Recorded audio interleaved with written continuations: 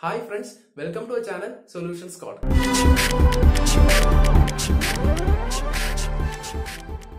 So friends, we will discuss the topic electric flux and area vector and the discuss the concept. Explain next videos we important concepts Gauss law and applications discuss problems. Area vector electric flux and so So, what is area vector? Area vector electric flux.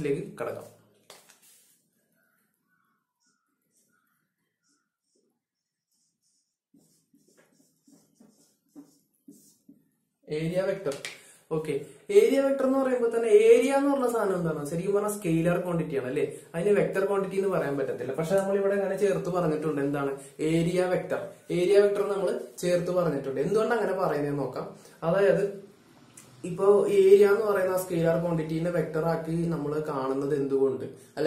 vector is a concept this is electric flux. That's why electric flux describe this step confusion. That's why area vector area vector concept. Okay, that is a closed surface. So, closed surface area closed area of the closed surface. That is the area direction associated area vector. Okay, if you curved surface, closed surface and curved surface. Okay, that surface is element okay, surface element area element element consider element normal normal element orientation this is a element in this area. Orientation is that's why we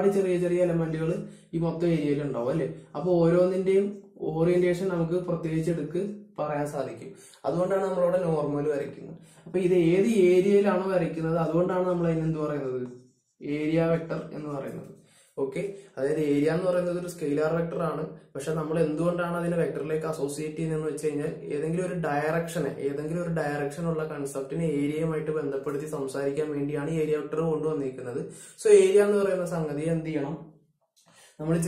area elements that's planar plane.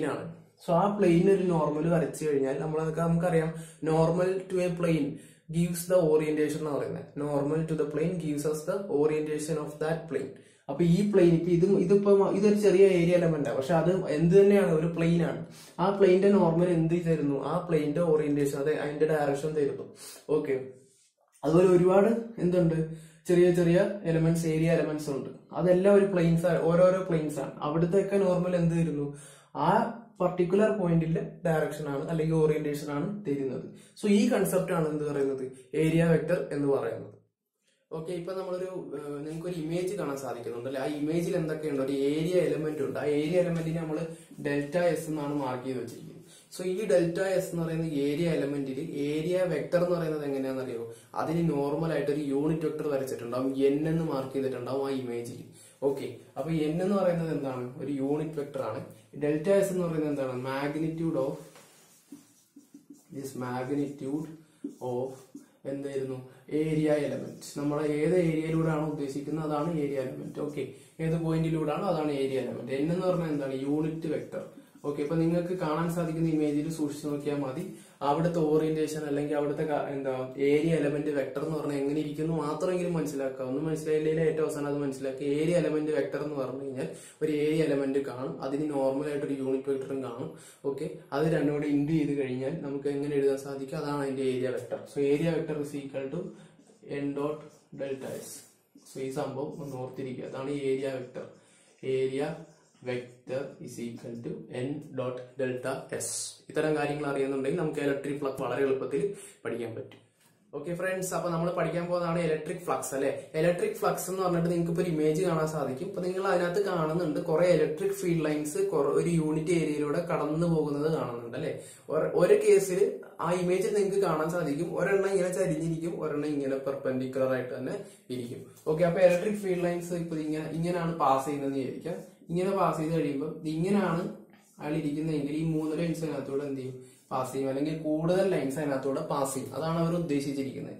In case ഇദ്ദേഹത്തെ ചരിച്ചാണ് വെച്ചിട്ടുണ്ടെങ്കിൽ നമ്മൾ പറയാൻ സാധിക്കില്ല എല്ലാ ലൈനും അതിനകത്തൂടെ pass ചെയ്യും, എല്ലാ electric field ലൈൻസും കൂടെ അതിനകത്തൂടെ പാസ് ചെയ്യും എന്നൊന്നും നമുക്ക് പറയാൻ സാധിക്കത്തില്ല.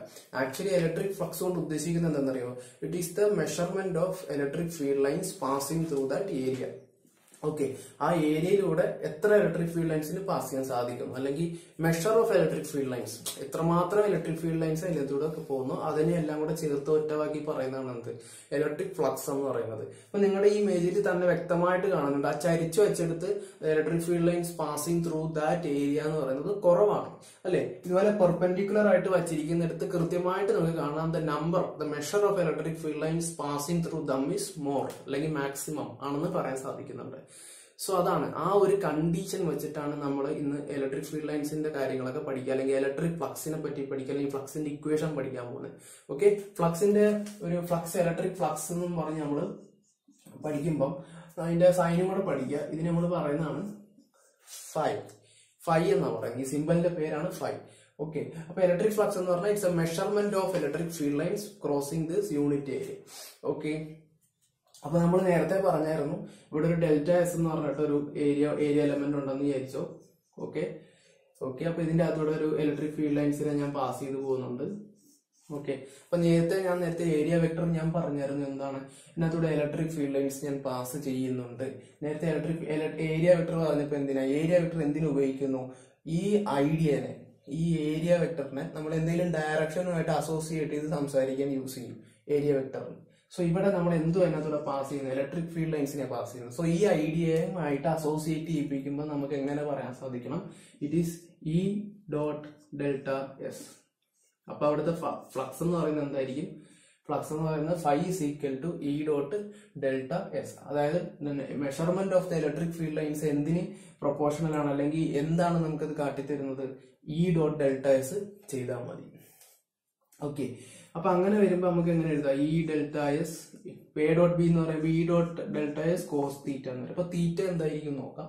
തീറ്റ എന്ന് പറഞ്ഞു കഴിഞ്ഞാൽ ഇലക്ട്രിക് ഫീൽഡ് ലൈൻസും ആ ഒരു വെക്ടർ വരയ്ക്കുന്നുണ്ടല്ലോ, ആ വെക്ടർ യൂണിറ്റ് വെക്ടറും തമ്മിലുള്ള ലൈൻ, ആ ആംഗിളിനെയാണ് തീറ്റ എന്ന് പറയുന്നത്. ഓക്കെ, അപ്പൊ ഈ ഇക്വേഷൻ ഒന്ന് ഓർത്ത് വെച്ചേക്കുക. ഇ ഡോട്ട് ഡെൽറ്റ എസ് കൊണ്ട്, that is E dot delta എസിനെ എങ്ങനെ എഴുതാൻ പറ്റും? Electric field into area element into cos of that angle അല്ലെ. എന്ത് ആംഗിൾ എന്ന് പറയുമ്പോൾ angle between the electric field and the normal that is drawn from that എന്താ പറയാ normal to that of area. Okay, അപ്പൊ ആ ഏരിയക്ക് നോർമലായിട്ട് നമ്മൾ എന്ത് വരയ്ക്കുന്നുണ്ടാവും? ഒരു യൂണിറ്റ് വെക്ടറോ ഒക്കെ വരയ്ക്കുന്നുണ്ടാവും. അതിനും ഇലക്ട്രിക് ഫീൽഡും തമ്മിലുള്ള ആംഗിളിനെയാണ് എന്ത് പറയുന്നത്? തീറ്റ എന്ന് പറയുന്നത്. സോ നമ്മൾ പഠിച്ചു കഴിഞ്ഞു എന്താണ് ഇലക്ട്രിക് ഫ്ലക്സ് എന്ന് പറയുന്നത് എന്താണ്? E delta S cos theta ആണെന്ന് മനസ്സിലായി. സോ ഏരിയ വെക്ടർ പഠിച്ചുകൊണ്ടാണ് നമുക്കത് പെട്ടെന്ന് പറയാൻ പറ്റിയത്. ഓക്കെ, ഇനി ഞാൻ പറയുന്നു ആ ചരിച്ചു വെച്ച കേസ് ഒന്ന് നമ്മളൊന്ന് നോക്കുക. ജസ്റ്റ് ഒന്ന് വരച്ച് കാണിച്ചു തരാം ഞാൻ. ഓക്കെ, അല്ലെങ്കിൽ ഇങ്ങനെ തന്നെ ഇരുന്നോട്ടെ, ഞാൻ കുറച്ച് ചരിച്ചു വിടാം. ഓക്കെ, ചരിച്ചു വിട്ടു. ഇവിടുന്ന് നോർമലിന്റെ വരച്ചു കഴിഞ്ഞാൽ ഇങ്ങനെ തന്നെ ഉണ്ടാവും അല്ലെ. ഇതിന്റെ നോർമലായിട്ടൊരു യൂണിറ്റ് വെക്ടർ വരച്ചാൽ അങ്ങനെ തന്നെ ഉണ്ടാവും. സോ അങ്ങനെ നോക്കുമ്പോൾ ഇവര് തമ്മിലുള്ള ആംഗിൾ എന്തായിരിക്കും? തീറ്റ ആയിരിക്കും. ഓക്കെ, അപ്പോ ഈ കേസിൽ എന്താണ് നമ്മൾ മനസ്സിലാക്കുന്നത്? നിങ്ങൾക്ക് അവിടെ നേരത്തെ കാണിച്ച ഇമേജിൽ നിന്ന് തന്നെ നിങ്ങൾക്ക് മനസ്സിലായിട്ടുണ്ട് എന്താണ് ഇതിനകത്തൂടെ പാസ് ചെയ്യുന്ന ഇലക്ട്രിക് ഫീൽഡ് ലൈൻസ് അല്ലെങ്കിൽ കുറവായിരിക്കും. അപ്പൊ അവിടുത്തെ ഫ്ലക്സ് എന്ത് തന്നെ ആയിരിക്കും? കുറവായിരിക്കും, മിനിമം ആയിരിക്കും. അപ്പൊ നിങ്ങൾക്ക് ഈ രണ്ട് കേസ് മനസ്സിലാവാൻ ഞാൻ സെപ്പറേറ്റ് വരച്ച് കാണിച്ചെന്ന് മാത്രമേ ഉള്ളൂ. ഓക്കെ, ഇനി ഇത് രണ്ടും സെപ്പറേറ്റ് ആയിട്ട് വരച്ച് കാണിക്കുമ്പോൾ അതിന്റെ ഒരു ഇമ്പോർട്ടൻസ് പറയണ്ടേ? വേണം. ഇവിടെ നോക്കൂ, ആംഗിൾ എന്തൊക്കെ തമ്മിലുള്ളതാണ്? ഇലക്ട്രിക് ഫീൽഡും യൂണിറ്റ് വെക്ടറും തമ്മിലുള്ളതാണ്. ഇവിടെ രണ്ടും ഒരേ ഡയറക്ഷനില്ല അല്ലെ. അപ്പൊ അവര് തമ്മിലുള്ള ആംഗിൾ എന്ന് പറയുന്നത് എന്താണ്? തീറ്റ എന്ന് പറയുന്നത് എന്ത് വരും? 0 വരും. തീറ്റ ഈസ് ഈക്വൽ ടു 0 വരും. തീറ്റ 0 ആയി കഴിഞ്ഞാൽ കോസ് 0 വരും. കോസ് 0 എന്ത് വരും? 1 വരും. അപ്പം ഫൈ മാക്സിമം എവിടെ വെച്ച് വരും എന്നാ പറയുന്നത്? That is E dot delta S. അപ്പൊ എങ്ങനെ വെക്കണം? ഇങ്ങനെ വെച്ചാൽ മാത്രമേ നമുക്ക് ആ പടത്തിൽ നിന്ന് മനസ്സിലായി എന്ത്, ഇങ്ങനെ വെച്ചാൽ മാത്രമേ അവിടുത്തെ ഫ്ലക്സ് മാക്സിമം ആയിരിക്കത്തുള്ളൂ അല്ലേ. അതിലൂടെ കൂടുതൽ കടന്നുപോയി, ഇലക്ട്രിക് ഫീൽഡ് ലൈൻസ് കൂടുതൽ കടന്നു പോകുന്നതായിട്ട് ആ പടത്തിൽ നിന്ന് വ്യക്തമായി മനസ്സിലായി. മാത്തമാറ്റിക്കലി എങ്ങനെ നമ്മളത് പ്രൂവ് ചെയ്തു? when the angle between the electric field lines and that normal is 0, cos 0 എന്ന് പറയുന്നത് എന്തായിട്ട് വരും? 1 ആയിട്ട് വരും. ഇപ്പൊ cos 0 1 ആയി കഴിഞ്ഞാൽ ഇത് ഇങ്ങോട്ട് പോകും. പിന്നെ എന്ത് പറ്റും? phi is equal to E dot delta S. So അതിൽ നമുക്ക് എന്ത് മനസ്സിലായി? ഇങ്ങനെ വയ്ക്കുമ്പോഴാണ്, ഇങ്ങനെ ഒരു അറേഞ്ച്മെന്റ് ഉണ്ടെങ്കിൽ ഫ്ലക്സ് എന്തായിരിക്കും? മാക്സിമം ആയിരിക്കും. ഇങ്ങനത്തെ അറേഞ്ച്മെന്റ് ആണെങ്കിൽ ഓക്കെ, ഇപ്പം വേറെ ഇപ്പൊ ഇങ്ങനെ അവർക്കിടയിൽ ഒരു ആംഗിൾ വരും. ഓക്കെ, അവർക്കിടയിൽ ഒരു ആംഗിൾ വരും. ഇപ്പോ എന്താ തീറ്റ എന്ന് പറയുന്നത് ലെസ് ദാൻ 90 ആണെങ്കിൽ ഉറപ്പായിട്ടും കോസ് എന്തായിരിക്കും എന്ന് അറിയോ? പോസിറ്റീവ് ആയിരിക്കും. ഓക്കെ, ഈ തീറ്റ ഇസ് ഈക്വൽ ടു 90 ആണെങ്കിൽ, തീറ്റ ഇസ് ഈക്വൽ ടു 90 എന്ന് പറഞ്ഞാൽ ഇലക്ട്രിക് ഫീൽഡ് നമ്മൾ അപ്ലൈ ചെയ്യുന്നുണ്ട്. അതുപോലെ തന്നെ അതിൽ നിന്ന് വരയ്ക്കുന്ന നോർമൽ, ഏത് ഏരിയ എന്ന് വരയ്ക്കുന്ന നോർമൽ അതുമായിട്ട് എന്തായിരിക്കും? 90 ഡിഗ്രി ആയിരിക്കും. ഇപ്പൊ ഒരു ഉദാഹരണത്തിന് വേണമെങ്കിൽ ഇപ്പൊ ഇങ്ങനെ തന്നെ വെച്ചിട്ട് ഇലക്ട്രിക് ഫീൽഡ് ലൈൻ ഇങ്ങനെയാണ് ഞാൻ അപ്ലൈ ചെയ്യുന്നത്. ഓക്കെ, ഇലക്ട്രിക് ഫീൽഡ് ഇപ്പം ഇങ്ങനെ വെച്ചതിന് ശേഷം ഇത് നോർമൽ ആണെന്ന് വിചാരിക്കാം. ഓക്കെ, എന്നിട്ട് ഞാൻ ഇലക്ട്രിക് ഫീൽഡ് ഇത് ഇങ്ങനെ അപ്ലൈ ചെയ്യുവാണെങ്കിൽ ഇവർക്കിടയിലുള്ള ആംഗിൾ എന്തായിരിക്കും? 90 ഡിഗ്രി ആയിരിക്കത്തില്ല. സോ തീറ്റ 90 ആണെങ്കിൽ അവിടുത്തെ ഫൈ എന്തായിരിക്കും? മിനിമം ആയിരിക്കും അല്ലെ. കാരണം എന്താ? കോസ് 90 0 ആയിരിക്കും. കോസ് 90 വന്നു കഴിഞ്ഞാൽ എന്ത് സംഭവിക്കും? ഇത് കംപ്ലീറ്റ്ലി 0 ആയി പോകും. അപ്പം ആൻസർ എന്ന് പറഞ്ഞു കഴിഞ്ഞാൽ എന്തായിട്ട് മാറും? ഇൻറ്റു 0, ഈ ഇൻറ്റു ഡെൽറ്റ എസ് ഇൻറ്റു 0 എന്നിട്ട് ഫൈ എന്തായിട്ട് മാറും? ഏറ്റവും കുറവായിരിക്കും. Theta is equal to 90. ഈ തീറ്റ എന്ന് പറയുന്നത് 90നേക്കാട്ടും കൂടുതലാണെങ്കിൽ കോസ് തീറ്റ എന്ന് പറയുന്നത് എന്ത് സംഭവിക്കും? അത് നെഗറ്റീവിലോട്ട് പോകും, നെഗറ്റീവ് വാല്യൂസിലോട്ടൊക്കെ പോകും. ഇപ്പൊ നിങ്ങൾ ഇത്ര ഓർത്തിരിക്കേണ്ട കാര്യം എന്ന് പറഞ്ഞു കഴിഞ്ഞാൽ നമുക്ക് എപ്പോഴാണ് ആ പടത്തിൽ നമ്മൾ മനസ്സിലായി എന്താണ് മനസ്സിലായത്? ഇങ്ങനെ വെച്ച് കഴിഞ്ഞാൽ, അതായത് ഇലക്ട്രിക് ഫീൽഡ് ആ നോർമൽ നമ്മളുടെ ആംഗിൾ 0 ആണെങ്കിൽ അതിനകത്തൂടെ മാക്സിമം നമ്പർ ഓഫ് ലൈൻസ് കടന്നു പോകും അല്ലെ. ഇലക്ട്രിക് ഫ്ലക്സ് അതിനകത്ത് കൂടുതലായിരിക്കും. നമ്മളത് മാത്തമാറ്റിക്കലി കാണിക്കാൻ വേണ്ടിയിട്ടാണ് ഇത് പറഞ്ഞത്. അപ്പൊ ഇത് പറയാനായിട്ട് ഇ ഡോട്ട് ഡെൽറ്റ എസിലേക്ക് എത്തണം എന്നുണ്ടെങ്കിൽ ആ ഏരിയ വെക്ടറിന്റെ ആവശ്യം ഉണ്ടായിരുന്നു. അതുകൊണ്ടാണ് ഇങ്ങനെ പറഞ്ഞത്. So hope you can understand all these things കേട്ടോ. അപ്പൊ നമുക്ക് ഇലക്ട്രിക് ഫ്ലക്സിന്റെ കാര്യങ്ങൾ മനസ്സിലായിട്ടുണ്ട്. ഇനി നമുക്ക് ഈ കാര്യങ്ങൾ കൂടെ ഓർത്തിരിക്കുക. 90 ഡിഗ്രിയിൽ ചെറുതാണെങ്കിൽ ഫ്ലക്സ് പോസിറ്റീവ് ആയിരിക്കും, പോസിറ്റീവ് നമ്പർ ആയിരിക്കും. എന്താ 90 ഡിഗ്രി ആണെങ്കിൽ അവിടെ ഫ്ലക്സ് ഇല്ല എന്നാണ് അർത്ഥം. തീറ്റ 90യെക്കാട്ടും കൂടുതലാണെങ്കിൽ കോസിന്റെ വാല്യൂ നെഗറ്റീവ് ആവും. കോസിന്റെ വാല്യൂ നെഗറ്റീവ് ആവണമെങ്കിൽ ഇവിടെ നെഗറ്റീവ് ക്വാണ്ടിറ്റി ഇൻറ്റു ബാക്കിയെല്ലാം വരും. സോ ഫ്ലക്സ് നെഗറ്റീവ് എന്നും പറയേണ്ടി വരും. സോ ഈ 3 സിറ്റുവേഷൻ ഒന്ന് മനസ്സിൽ വെച്ചിരുന്നാൽ മതി. ഇപ്പൊ ഇലക്ട്രിക് ഫ്ലക്സിന്റെ കാര്യങ്ങൾ നിങ്ങൾക്ക് മനസ്സിലായിട്ടുണ്ടാവും. ഇനി നമ്മൾ ഇതെല്ലാം കൂടെ ചെറുതാക്കി, ഓക്കെ, ഇതെല്ലാം കൂടെ ചെറുതാക്കി ഒരൊറ്റ സ്റ്റേറ്റ്മെന്റിൽ പറയാൻ പോവാണ്. അത് ഞാൻ ഇപ്പൊ പറഞ്ഞുതരാം. ഓക്കെ, ഇപ്പൊ നമ്മൾ ആ എഴുതി വെച്ചിരിക്കുന്ന ഇക്വേഷൻ ഒന്ന് എഴുതി തരാം. ഫൈ ഈസ് ഈക്വൽ ടു എന്താണ്? E delta S cos theta എന്നാണ് പറയുന്നത്. അതായത് ഒരു ചെറിയ ഏരിയ എലമെന്റ് ഉണ്ടെങ്കിൽ അവിടെ അപ്ലൈ ചെയ്യുന്ന ഇലക്ട്രിക് ഫീൽഡ് ഇൻറ്റു അതിന്റെ area element into cos theta ചെയ്താൽ അവിടെ അനുഭവപ്പെടുന്ന ഫ്ലക്സ് അല്ലെ, measurement of electric field lines നമുക്ക് അറിയാൻ പറ്റും. ഇതാണ് ഇതിന്റെ അർത്ഥം. ഓക്കെ, ഇനി ഇതിനെ എങ്ങനെ നമുക്ക് നമ്മുടെ ടെക്സ്റ്റിലെ ഇക്വേഷനിലേക്ക് കൊണ്ടെത്തിക്കാം, അതാണ് പറഞ്ഞുതരാൻ പോകുന്നത്. ഇപ്പൊ ഞാൻ എന്താ പറഞ്ഞ, ആദ്യം നമ്മളൊരു ഏരിയ കൺസിഡർ ചെയ്ത് കഴിഞ്ഞാൽ അതിന്റെ അകത്ത് ഒരു ഏരിയ എലമെന്റ് എടുക്കും. ആ ഏരിയ എലമെന്റ് ആണ് ഈ ഡെൽറ്റ എസ് എന്നൊക്കെ അല്ലേ പറഞ്ഞത്? യെസ്, അത് തന്നെ ഞാനും പറഞ്ഞു. ഇതിനകത്ത് ഒരേ ഏരിയ എലമെന്റ് അല്ല, ഒരുപാട് ഏരിയ എലമെന്റ്സ് ഉണ്ടാവും, ശരിയല്ലേ?